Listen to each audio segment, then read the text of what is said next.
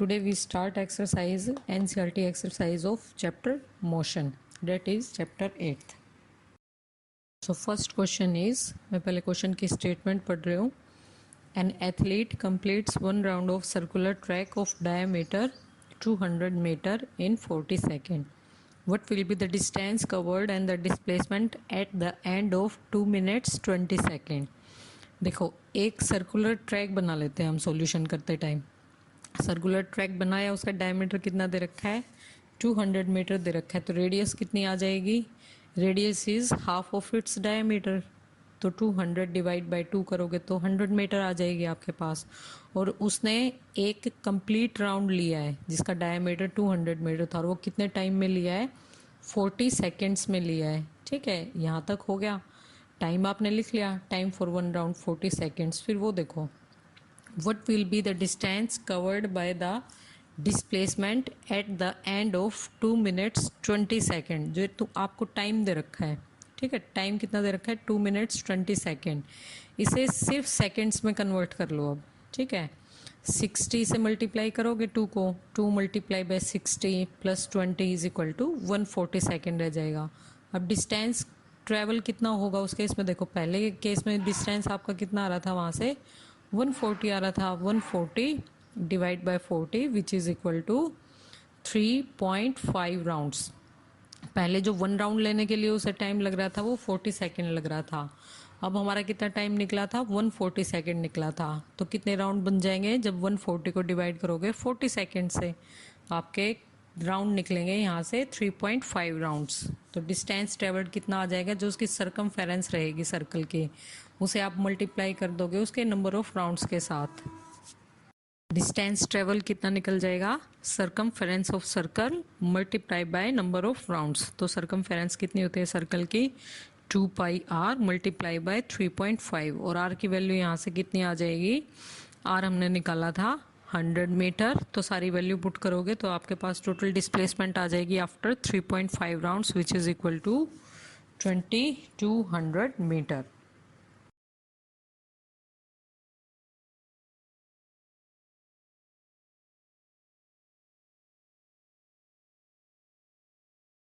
Question second क्या दे रखा है, देखो, Joseph jogs from one end A to other end B of a straight 300 metre road in 2 minutes 30 seconds and then turn around and jogs 100 meter back to point C in another 1 minute. What are Joseph's average speed and the velocities in jogging? First part दे रखा है from A to B and second part दे रखा है from A to सी. अब हम first part देखते हैं. देखो, इसे ड्रॉ कर लेते हैं हम पहले. पॉइंट ए टू बी ले रखा है, टोटल डिस्टेंस कितना दे रखा है स्ट्रेट रोड पे, 300 मीटर्स ले रखा है, और वो उतना डिस्टेंस कितने टाइम में ट्रेवल कर रहा है, 2 minutes 30 सेकेंड में. तो मिनट दे रखी है आपको, उसे टाइम को सेकेंड में कन्वर्ट कर लेंगे. So 2 multiply by 60 plus 30 which is equal to 150 second. First आपको क्या निकालना है, एवरेज स्पीड निकालनी है. ठीक है, फ्रॉम ए टू बी. तो एवरेज स्पीड आपकी कितने निकल जाएगी, total distance travelled divide by total time taken. तो टोटल डिस्टेंस कितना निकल रहा है, ए टू बी में 300 मीटर दे रखा है, उसे आप किससे डिवाइड कर दोगे, टोटल टाइम टेकन से. 300 डिवाइड बाय 150 मीटर. तो यहाँ से आपकी एवरेज स्पीड निकल जाएगी 2 मीटर पर सेकेंड पे. अब देखो सेकेंड पार्ट में वो क्या दे रखा है, फ्रॉम ए टू सी भी निकालना है आपको, ए टू सी भी निकालना है. तो अगर स्पीड के केस में आप लेके चलोगे तो आपको पहले टाइम टेकन निकालना पड़ेगा. वो कहाँ से, A to B plus B to C. तो A to B plus B to C निकालोगे आप, फिर टोटल डिस्टेंस भी निकालोगे. टोटल डिस्टेंस कितना आ जाएगा आपका इस केस में, देखो टोटल डिस्टेंस के लिए आप क्या लेके चलोगे, पहले वो ए से बी गया, फिर वो बी से सी गया. इट मीन्स 300 प्लस 100 मीटर आ जाएगा. ये रहेगा आपका टोटल डिस्टेंस. उसके बाद देखो, फिर हमें एवरेज स्पीड निकल जाएगी आपकी यहाँ से. एवरेज स्पीड क्या आएगी, total distance travel divide by total time taken. तो टोटल डिस्टेंस आपका 400 आ जाएगा. 400 डिवाइड बाय 210 जो आपका टाइम निकला है इन सेकेंड्स. तो यहाँ से एवरेज स्पीड निकल जाएगी.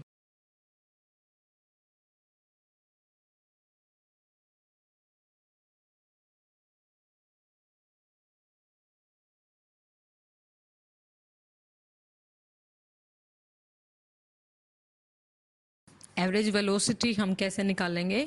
वेलोसिटी का फॉर्मूला क्या रहेगा? Displacement divide by time interval. तो डिस्प्लेसमेंट देखो इस केस में क्या रहेगी, ए टू बी आप 300 लेके चल रहे हो, फॉरवर्ड डायरेक्शन में रहेगा, बी टू सी आपका रिवर्स डायरेक्शन में रहेगा जो 100 मीटर लेके चल रहे हो। तो टोटल डिस्प्लेसमेंट इस केस में आ जाएगी 300 minus 100 metre which is equal to 200 metre, और टाइम आपने सेम ही लिया है। तो एवरेज वेलोसिटी क्या निकल जाएगी इस केस में? 200 divide by 210 second which is equal to 0.95 metre पर सेकेंड। ये आपका आंसर आ जाएगा इस क्वेश्चन का। क्वेश्चन 3 दे रखा है, स्टेटमेंट देखते हैं। Abdul while driving to school computes the average speed for his trip to be 20 km per hour. On his returning trip along the same route there is less traffic and the average speed is 30 km per hour. What is the average speed of Abdul's trip? देखो इसने कुछ नहीं दे रखा, distance नहीं दे रखा, time नहीं दे रखा, सिर्फ एवरेज स्पीड दे रखी है। और आपसे क्या पूछ रखी है? एवरेज स्पीड ट्रेवल्ड पूछ रखा है। तो इस क्वेश्चन को इन क्वेश्चंस को करने का तरीका क्या होता है कि हम एक डिस्टेंस मान लेते हैं। जैसे अब्दुल कहाँ से कहाँ तक ड्राइव कर रहा है, आपका स्कूल से लेके मतलब स्कूल तक का डिस्टेंस ट्रेवल कर रहा है, तो स्कूल का डिस्टेंस हम x किलोमीटर मान लेते हैं, और वो उसे स्कूल पहुंचने में कोई टाइम लगा t सेकेंड का। तो फर्स्ट केस उसने क्या दे रखा है कि जब वो ड्राइव कर रहे हैं और स्कूल पहुंच रहा है तो उसकी एवरेज स्पीड कितनी आ रही थी उस केस में? 20 किलोमीटर पर आवर आ रही थी। ठीक है, तो हम एवरेज स्पीड का फॉर्मूला लगा देते हैं। Average speed is equal to distance upon time taken. तो टाइम t1 लग रहा है, देखो डिस्टेंस चेंज नहीं होगा उस केस में। क्यों? क्योंकि पहले ट्रैफिक कम था, ज़्यादा था, उन्होंने बता रखा है कि बाद में ट्रैफिक कम था तो उसकी स्पीड इंक्रीज होगी, पहले ट्रैफिक ज़्यादा था तो उसकी स्पीड 20 किलोमीटर पर आवर रहेगी। तो उसमें आपकी क्वांटिटी सिर्फ टाइम की चेंज होगी। तो t1 लेके चलोगे, so t1 is equal to distance divide by average speed. तो यहाँ से डिस्टेंस हमने x कंसीडर किया था और एवरेज स्पीड हमें कितनी दे रखी थी फर्स्ट केस में? x/20। तो यहाँ से t1 की वैल्यू आ जाएगी x/20।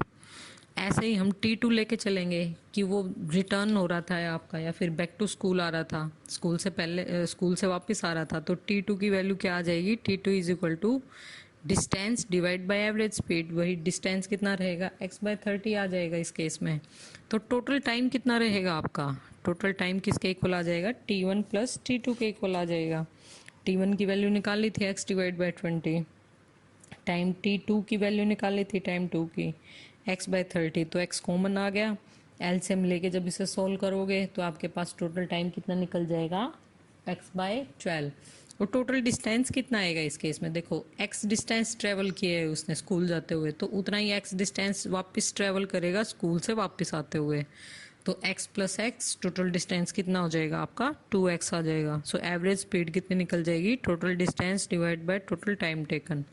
दोनों वैल्यू पुट करोगे तो आपके पास डायरेक्ट एवरेज स्पीड निकल जाएगी 24 किलोमीटर पर आवर। आंसर यहाँ भी छोड़ सकते हो, इसे मीटर पर सेकेंड में भी कन्वर्ट कर सकते हो। क्वेश्चन नंबर 4 दे रखा है, a motor boat starting from rest on a lake accelerate in a straight line at a constant rate of 3 meter per second square for 8 seconds. How far does the boat travel during this time? देखो equations of motion का question आ गया। Initially boat आपकी क्या दे रखी थी? Rest पे दे रखी थी। So we take u is equal to 0 and acceleration कितना दे रखा है? 3 मीटर पर सेकेंड स्क्वायर। टाइम कितना दे रखा है? 8 सेकेंड। तो फॉर्मूला लग जाएगा आपका। देखो उन्होंने निकालना क्या दे रखा है? How far does the boat travel during this time. आपको डिस्टेंस निकालना है कि डिस्टेंस कितना निकलेगा उस केस में। ठीक है, फर्स्ट केस लेके चलते हैं हम। जब हमारे पास सारी चीज़ें दे रखी है, यू की वैल्यू 0, ए की वैल्यू इतना, टी की वैल्यू इतनी, तो s is equal to u वाला फॉर्मूला लग जाएगा क्योंकि टाइम भी दे रखा है, एक्सेलरेशन भी दे रखा है और इनिशियल वेलोसिटी भी दे रखी है। तो इक्वेशन हमारी ये यूज़ हो जाएगी। सो सारी वैल्यू यहाँ पे पुट करोगे। एस यू की वैल्यू 0, टी की वैल्यू आपको कितना दे रखा है? 8 सेकेंड दे रखा है। तो सारी वैल्यू जो पुट करोगे तो आपके पास डायरेक्ट बोट के द्वारा डिस्टेंस ट्रेवल किया हुआ निकल जाएगा 96। Next question is question number 5। तो स्टेटमेंट देखो इसकी क्या दे रखी है, इंपॉर्टेंट क्वेश्चन है ये आपका। A driver of a car traveling at 52 km per hour applies the brakes and accelerates uniformly in the opposite direction. The car stops in 5 seconds. Another driver going at 3 km per hour in another car applies his brakes slowly and stops in 10 seconds. On the same graph paper, plot the speed versus time graph for the two cars. Which of the two car traveled farther after the brake were applied? देखो सीधा सीधा देख देख के चलते हैं, हमें kilometre per hour में नहीं चाहिए होती स्पीड्स, ठीक है। हम उसे ऐसा यूनिट में कन्वर्ट करते हैं, दैट इज़ मीटर पर सेकेंड। तो हम पहले यूनिट्स में कन्वर्ट करते हैं। इनिशियली क्या दे रखा है उन्होंने, इनिशियल वेलोसिटी कितनी दे रखी है 52 किलोमीटर पर आवर। तो उसे चेंज कर लो मीटर पर सेकेंड में। तो 1 kilometre is equal to 1000 metre, 1 hour which is equal to 3600 seconds. जब आप इन्हें चेंज करोगे तो आपके पास इनिशियल वेलोसिटी यू आ जाएगी 14.4 मीटर पर सेकेंड। देखो पहले वो ट्रैवल कर रहा था, फिर उसने ब्रेक अप्लाई किया, तो ब्रेक अप्लाई करने के बाद फाइनल वेलोसिटी क्या रहेगी, ज़ीरो होगी। ब्रेक अप्लाई करने के बाद तो वो एट रेस्ट ही जाएगी आपकी, तो v की वैल्यू वहाँ से ज़ीरो आ जाएगी। और टाइम कितना लिया उसने, 5 सेकेंड का। ये फर्स्ट केस के लिए लेके चल रहे हैं हम। सेकेंड केस के लिए हम क्या लेके चलेंगे, u की वैल्यू कितनी दे रखी थी 3 किलोमीटर पर आवर। तो इस 3 को भी हम चेंज कर लेते हैं किस में, मीटर पर सेकेंड में। सो 3 किलोमीटर पर आवर को जब आप मीटर पर सेकेंड में चेंज करोगे तो उसकी वैल्यू आ जाएगी 0.8 मीटर पर सेकेंड। वैसे ही जैसे आपने यहाँ से आपकी इनिशियल वेलोसिटी चेंज होके कितनी आई वैल्यू 0.8 मीटर पर सेकेंड। फिर वो ब्रेक अप्लाई कर रहा है, फिर उसकी फाइनल वेलोसिटी ज़ीरो हो रही है और उसने उसका टाइम कितना लिया है इस केस में 10 सेकेंड। देखो अब हमें ग्राफ बनाना है। ग्राफ कैसे बनेगा, आपने स्पीड टाइम ग्राफ देखा होगा, ठीक है। अलोंग एक्स एक्सिस हम टाइम एक्सिस लेके चलते हैं, अलोंग वाई एक्सिस हम स्पीड लेके चल रहे हैं। तो फर्स्ट कार के लिए देखो, फर्स्ट कार की इनिशियल वेलोसिटी कितनी आई थी हमारी 14.4 मीटर पर सेकेंड। तो हम स्केल बना लेते हैं अलोंग वाई एक्सिस पे 2, 4, 6, 10, 8 अप टू 16 तक का। तो हमारे बीच में 14.4 14 और 16 के बीच में आएगी, तो हमने वहाँ पे लाई करवा लिया 14 और 16 के बीच में। तो देखो वो हमारा इनिशियल वेलोसिटी के लिए रहेगा। फाइनल वेलोसिटी आपकी ज़ीरो दे रखी है और टाइम कितना दे रखा है 5 सेकेंड दे रखा है। तो देखो एक स्ट्रेट लाइन आ जाएगी यहाँ से फर्स्ट कार के लिए जो हमने निकाल रखी है, ड्रॉ कर रखी है मैंने। सेकंड देखो, सेकंड कार के लिए उसकी इनिशियल वेलोसिटी कितनी आ रखी है 0.8 मीटर पर सेकंड। वो कहीं 0 to 2 लाई करेगा, ठीक है। तो 1 के आसपास आप 0.8 को ड्रॉ कर दोगे और उस केस में उसने टाइम कितना ले रखा है 10 सेकेंड ले रखा है। तो एक स्ट्रेट लाइन इन दोनों को ज्वाइन करेगी। तो ये कितनी वैल्यू आ जाएगी यहाँ से आपकी, सॉरी ये किसके लिए ड्रॉ हो जाएगा, आपका सेकंड कार के लिए ड्रॉ हो जाएगा यहाँ से। अब देखो हमें निकालना क्या है, which of the two car travel farther after brake were applied, कि कौन सी कार आपकी ज़्यादा दूर तक डिस्टेंस ट्रेवल करेगी।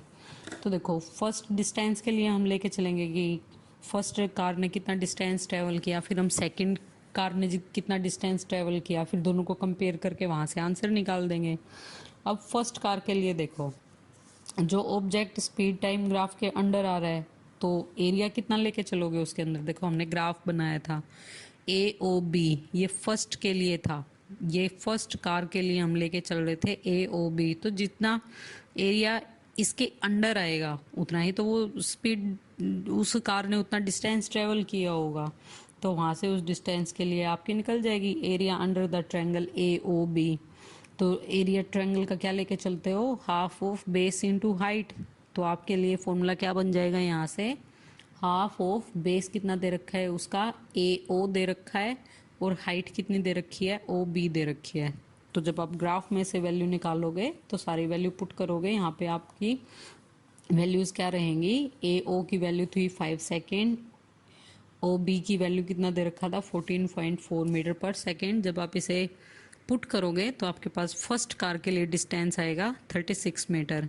ऐसे ही आप सेकंड कार के लिए क्या लेके चलोगे, जितना डिस्टेंस सेकंड कार ने उस ग्राफ के अंदर प्लॉट कर किया था हमने, उस एरिया अंडर द कर्व आएगा। और अब की बारी इस केस में कर्व कौन सी लेके चलोगे आप, area of triangle C O D. देखो सी ओ डी, ये रहा ग्राफ में जो आप सेकंड कार के लिए लेके चल रहे थे। तो half of base into its height आ जाएगा। तो बेस पे आप टाइम एक्सिस लेके चल रहे थे तो टाइम की वैल्यू पुट कर दोगे, और हाइट पे आप स्पीड की वैल्यू पुट कर दोगे। तो दोनों को जब आप पुट करोगे तो यहाँ से कितनी वैल्यू निकलेगी, 4.1 मीटर निकलेगी। देखो सेकंड कार ने ट्रेवल किया है 4.1 मीटर और फर्स्ट कार ने ट्रेवल किया है 36 मीटर। जब वो रेस्ट पे आई उससे पहले इतना डिस्टेंस का ट्रेवल किया है उन्होंने। तो यहाँ से क्या पता लगता है, the second car travelled farther after the brake पर अप्लाइड। ये आपका आंसर निकल जाएगा यहाँ से।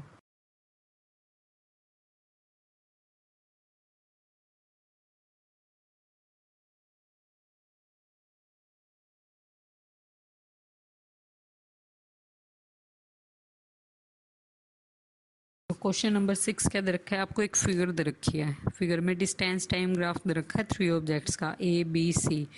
तो आपको कुछ क्वेश्चंस के आंसर देने हैं इनके बेस पे। तो फर्स्ट क्वेश्चन क्या दे रखा है, which of the three is travelling the fastest, कि फास्टेस्ट कौन सा ट्रेवल करेगा। देखो आप पहले लाइंस में स्लोप देखो कि स्लोप किसका ज़्यादा रहेगा। स्लोप होता है आपका वाई एक्सिस का distance divide bye x axis का डिस्टेंस। तो देखो बी सबसे ज़्यादा डिस्टेंस ट्रेवल करता हुआ दिख रहा है अलोंग एक्स एक्सिस भी और अलोंग वाई एक्सिस भी। It means slope of B is greater than A and C. तो यहाँ से बी क्या करेगा, B is travelling the fastest. अब सेकंड पार्ट देखो, सेकंड पार्ट क्या दे रखा है, are all three ever at the same point on the road. Same point on the road क्या होगा कि जो ये तीनों लाइनें ग्राफ पे दे रखी है वो कहीं ना कहीं सिंगल पॉइंट पे इंटरसेक्ट करनी चाहिए आपकी, ठीक है। जब वो इंटरसेक्ट करेंगी तभी तो कॉमन पॉइंट निकलेगा उनका कि वो वहाँ पे सेम पॉइंट पे इंटरसेक्ट हुआ है। तो ए की लाइन देखो कहीं इंटरसेक्ट नहीं कर रही सेम पॉइंट पे, बी और सी तीनों की तीनों अलग अलग इंटरसेक्ट कर रही हैं। तो यहाँ से इसका आंसर क्या आ जाएगा, no all three are never at the same point on the road as the graphs are not intersecting at single point.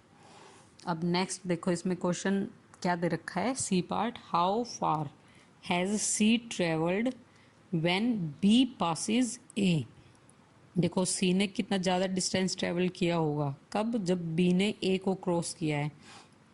तो देखो जब बी ए को क्रॉस कर रहा है, हमने कोई पॉइंट कंसीडर कर लिया कि मान लो कि वो पॉइंट डी कंसीडर होगा हमारे पास, ड्रॉ कर लेना इसमें। तो डी से सी तक की पोजीशन क्या निकल जाएगी, जब आप ग्राफ में इसकी सिचुएशन देखोगे, डी से लेके सी तक का जब डिस्टेंस आप लेके चलोगे तो जब आप इसको स्क्वेयर्स को काउंट करके चलोगे तो वो टोटल 7 किलोमीटर के आसपास दिखाएगा, ठीक है। तो वो फ्रॉम द स्टार्टिंग आ जाएगा। अब नेक्स्ट पार्ट उसने क्या दे रखा है, how far has B travelled by the time it passes C, कि बी ने कितना डिस्टेंस ट्रेवल किया, कब, जब आप सी को क्रॉस करके जा चुके हो। तो नॉर्मल है, ग्राफ में देख के आप बता सकते हो कि कोई एक पॉइंट आएगा, बी ने क्रॉस किया है सी को, उसे मान लो कि आपने एफ दे दिया। तो जब ग्राफ में लेके चलोगे तो डिस्टेंस कैलकुलेट करोगे तो रफ आइडिया से आपका 4.5 किलोमीटर आ जाएगा।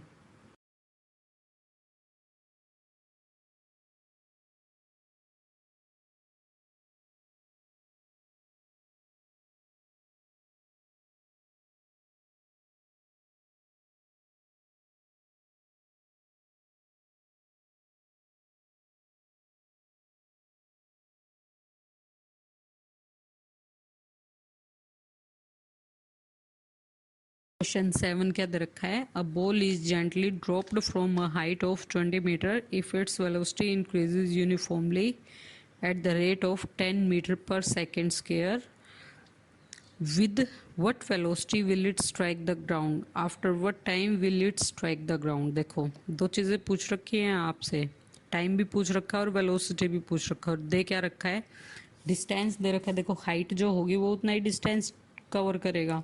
तो डिस्टेंस टोटल कितना दे रखा है, 20 मीटर दे रखा है। और इनिशियली क्या रहेगी, एट रेस्ट पे रहेगा। कहीं से किसी चीज़ को फेंकोगे तो आपके पास पहले इनिशियली रेस्ट पे ही तो रहेगी वो, तो u इज इक्वल टू 0 आएगा। और एक्सेलरेशन कितना दे रखा है, 10 मीटर पर सेकेंड स्क्वायर के इक्वल दे रखा है। तो यहाँ से आपको टाइम निकालना है। टाइम निकालने के लिए लगा दो equation, s is equal to u t plus half a t square की वैल्यू पुट करोगे तो टाइम की वैल्यू आ जाएगी 2 सेकेंड। और फर्स्ट इक्वेशन ऑफ मोशन आपने पढ़ी रखी है, v is equal to u plus a t की, तो v की वैल्यू निकल जाएगी, u की वैल्यू 0 दे रखी है, a की वैल्यू आ गई और t की वैल्यू आ गई। दैट इज आंसर क्या निकलेगा इस केस में, 20 मीटर पर सेकेंड। देखो टाइम उसने कितना दिया, जब बॉल स्ट्राइक करती है ग्राउंड को, उस स्ट्राइक करने में उसने कितना टाइम लगाया, 2 मिनट का 2 सेकेंड का टाइम लगाया। क्वेश्चन नंबर 8 देखो, इसमें भी स्पीड टाइम ग्राफ दे रखा है किसी कार के लिए। एक्स एक्सिस पे टाइम दे रखा है और वाई एक्सिस पे आपका स्पीड दे रखा है इन मीटर पर सेकेंड। तो फर्स्ट पार्ट क्या दे रखा है, find how far does the car travel in first 4 second, shade the area on the graph that represent the distance travelled by the car during the period. So देखो solution क्या रहेगा first part के लिए, motion during first 4 second. देखो uniformly नहीं है, वो non uniform है, डिस्टेंस आपका जो है वो इंक्रीज होता जा रहा है। तो ग्राफिकल मेथड से आपका निकल जाएगा, यहाँ से जो 4 सेकेंड तक का एरिया है उसे आप शेड कर दो। वहाँ से जब आप नंबर ऑफ स्क्वेयर्स को शेड करके चलोगे, देखो वो number of square in shaded part of the graph किसके इक्वल आ जाएगा, 320.5। वन स्मॉल स्क्वेयर इन एक्स एक्सिस रिप्रेजेंट कर रहा है टाइम टी को, 2/5 सेकेंड को। तो जब आप one small square along Y axis लेके चलोगे, वो वेलोसिटी को रिप्रेजेंट करेगा, और एक्स एक्सिस पे लेके चलोगे तो वो टाइम को रिप्रेजेंट। शेडिड एरिया का रीजन निकालना है अब आपको, ठीक है, region of area of shaded जो निकाल रखा है। वाई एक्सिस पे आप वेलोसिटी को रिप्रेजेंट कर रहे हो, ठीक है, तो वेलोसिटी वहाँ से कितनी निकल जाएगी, 2/3 मीटर पर सेकेंड निकल जाएगी।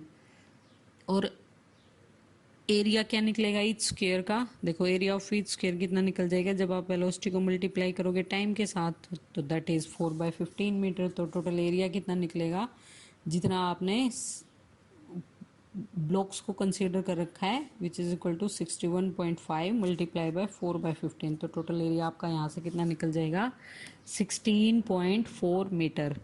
अब सेकंड पार्ट देखो, सेकंड क्वेश्चन क्या दे रखा है, which part of the graph represent uniform motion of the car, कि यूनिफॉर्म मोशन को क्या रिप्रेजेंट कर रहा है। जो स्पीड है कार की, देखो 6 मीटर पर सेकेंड दिख रही है, लिमिटिंग पोर्शन है आपका जहाँ पे कांस्टेंट स्पीड आ रही है आपकी। तो स्पीड जहाँ पे 6 मीटर पर सेकेंड आप लेके चल रहे हो, वहाँ से एक्सेलरेशन कार की 0 आ जाएगी।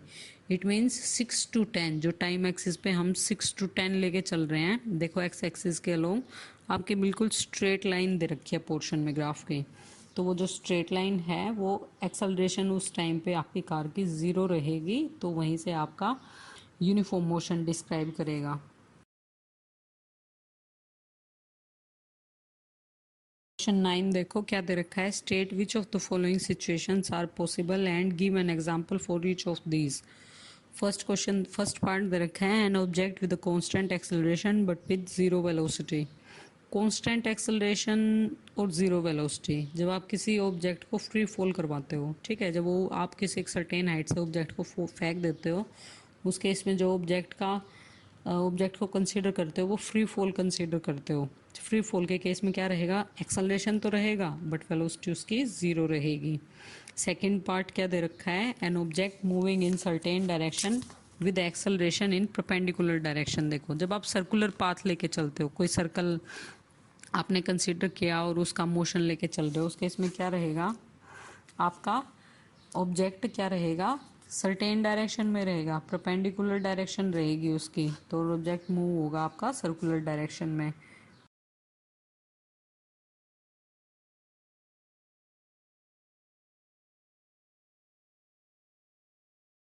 क्वेश्चन 10 देखो क्या दे रखा है, an artificial satellite is moving in a circular orbit of radius 42250 kilometre, calculate its speeds if it takes 24 hours to revolve around the earth. देखो रेडियस ऑफ ऑर्बिट दे रखा है आपको, सर्कुलर ऑर्बिट का रेडियस दे रखा है, कितना हो जाएगा 42250 किलोमीटर। तो किलोमीटर को मीटर में कन्वर्ट कर लेंगे। देखो जब आप टाइम ऑफ रिवोल्यूशन लेके चलोगे, कितना दे रखा है 24 आवर्स दे रखा है, उसे सेकंड में कन्वर्ट कर लेना। तो रेडियस आपने मीटर में कन्वर्ट कर ली, टाइम कितना दे लिया 1 रिवोल्यूशन के लिए, सेकंड में कन्वर्ट कर लिया। तो स्पीड क्या रहेगी, जैसे हमने फर्स्ट क्वेश्चन में किया था एथलीट के केस में, टोटल डिस्टेंस कितना रहेगा जो उसकी सरकमफेरेंस के इक्वल रहेगा। तो सर्कल लेके चल रहे हो, सरकमफेरेंस उसकी 2πr रहेगी, और टाइम कितना आ जाएगा यहाँ से जो आपने अभी निकाला था 24 आवर्स को, जो आपने सेकंड में कन्वर्ट करके चल रहे थे। तो स्पीड कितनी आ जाएगी यहाँ से आपकी 3073.74 मीटर पर सेकेंड। अगर आप इसे किलोमीटर में चेंज करो तो किलोमीटर में चेंज कर देना, दैट इज 3.07